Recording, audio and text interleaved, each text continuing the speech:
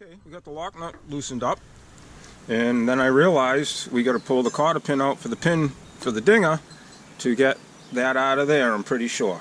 So I went and got my pliers so we can do this. I already straightened out the cotter pin. It won't hurt to put a little grease on it and lube the pin when we go to put it back in. Not showing any wear, which is nice. And the hole in that still looks pretty round, so we're doing pretty good there. Okay, we got the lock nut loose. We got the little wrench for the square bolt here. Hey, and it turned. I don't believe it. That was my fear. They don't give you much to grab onto. And I was afraid it was either going to strip or break off.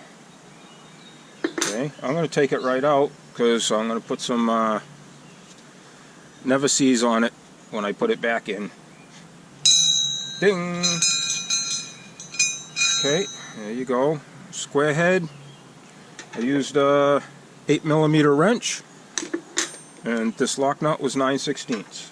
Okay, now that should come off of there. It's moving. It's threaded. Okay. A learning expedition. I love to learn. Get that off. It's got a machine thread on the inside. Now, got to get the dinger out.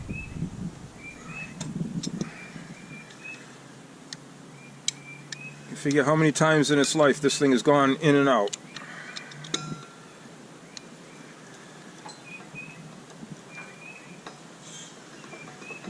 Should slide right out because it only fits in a little bit.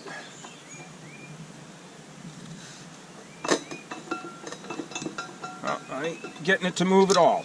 Okay. No, I'll be right back again.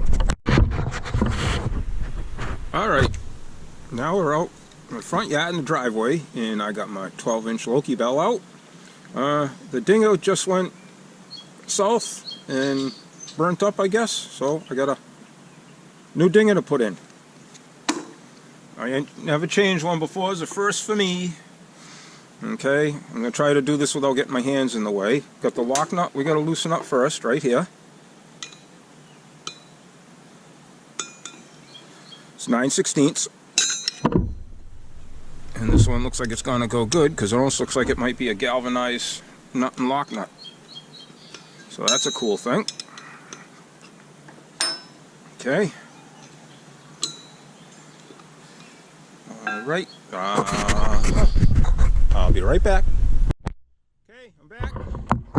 We got ourselves a piece of 1/4-inch rod. I cut it off. Fits down in there nice. I already had it in once to try this. Okay. Gotta find my hammer here. I know I got it.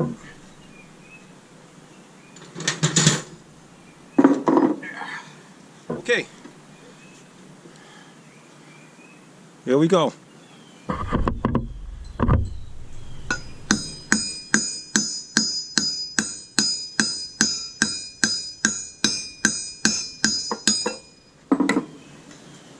See what's happening. There it is, honey, it's home. Success. Okay. Pull the rod out. Sell rods for sale for removing dingers. Okay. Tip it back over here. Chalk blocks in so it don't roll away. Okay, I'm out here barefoot, and that would really not be a fun thing to have it roll over on my feet. Okay, see if we can get it back in view here a little bit. Alright, here's about as close as I'm going to get.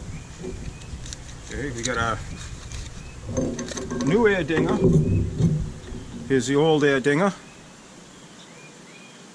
This one, like I say, the exact same thing. This one's kind of had the mustard. I might try clean it out, soak it, maybe it'll work again. Okay. Now I want to take a little bit of never sees, and this only sticks on this part. So I just want to give a wipe on mostly the high edges here, the hex part.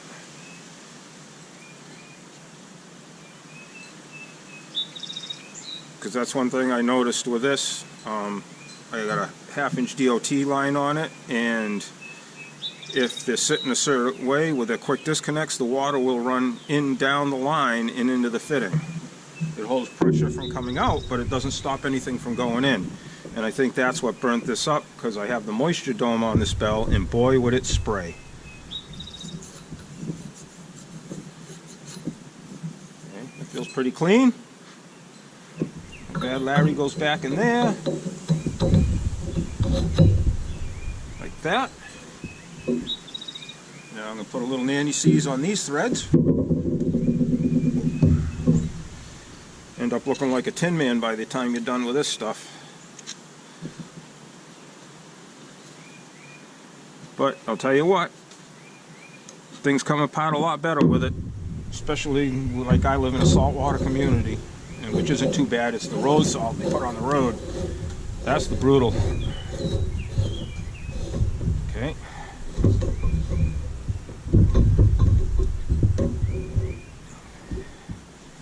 And one thing I realized, I forgot, I wasn't paying any attention here. Take this back off. Let me show you. I hope I can pull it right back out. Good. Okay. There is 2 spots on this that are flat.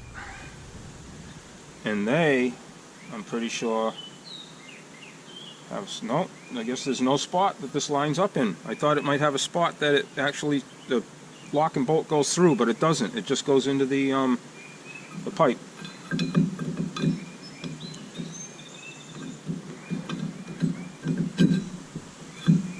I gotta get a rag here, looking like the Tin Man.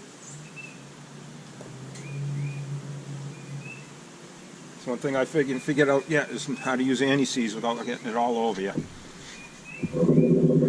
Okay, so then this goes back on there. I guess you just go till it's snug. Don't over tighten it, because it wasn't, or I took it out by hand, so.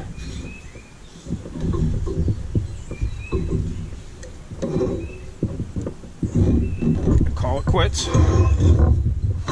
Bring it up to here, chop block back in. You still seeing? Yep, okay. Now we got the lock bolt. Put a little anti-seize on this. That goes, get my hand out of the way. In there.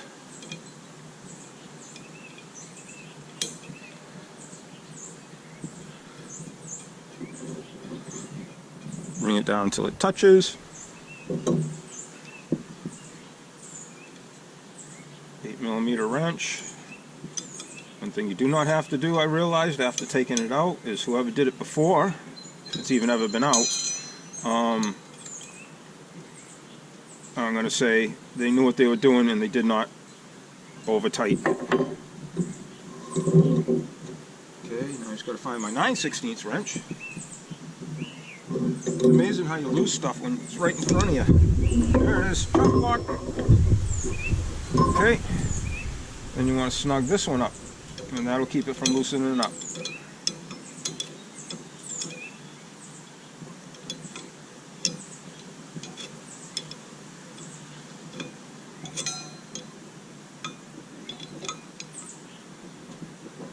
Once again, don't over tighten it. Good deal. Go get a little squirt of grease on my finger for my grease gun here.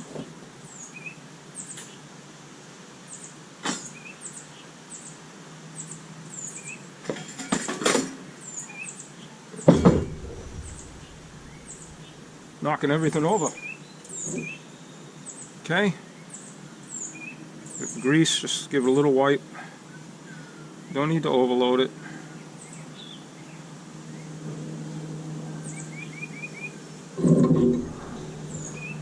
Take the dinger, a little grease in the dinger, like so. I'm Put a little on the spot that the actuator hits. That goes there like that.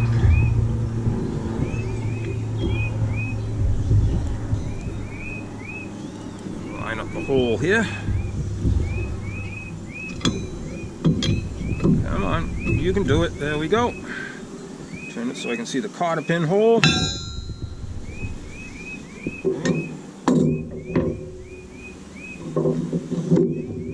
Someday I'll have an order of operations and I won't keep losing everything. I found the cotter pin.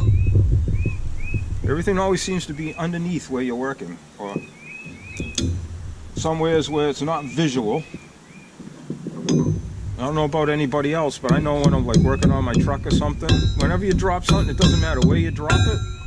It either ends up under the middle of the truck, or it ends up in the bucket of antifreeze, or your drain bucket of oil.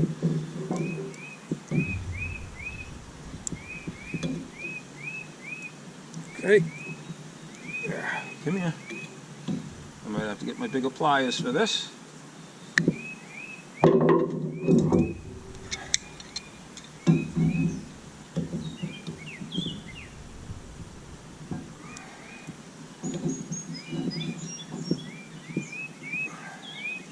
Now the trick is to hold it still to bend it. Doesn't take much.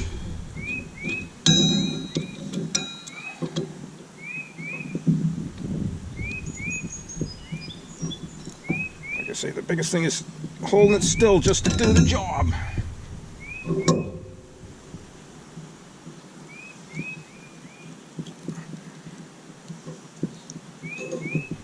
Success.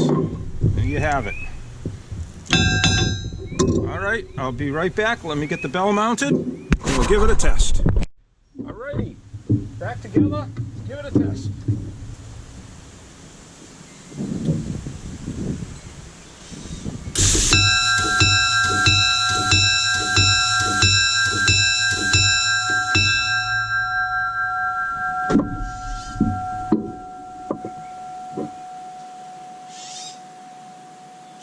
Winner, winner, chicken dinner. That's how you change a locomotive bell motor, actuator. I guess it's the same thing. It's called something different depending on where you are, who you are. Actuator, motor, bell motor. Got it working. I'm glad. I kind of missed my bell. Alrighty.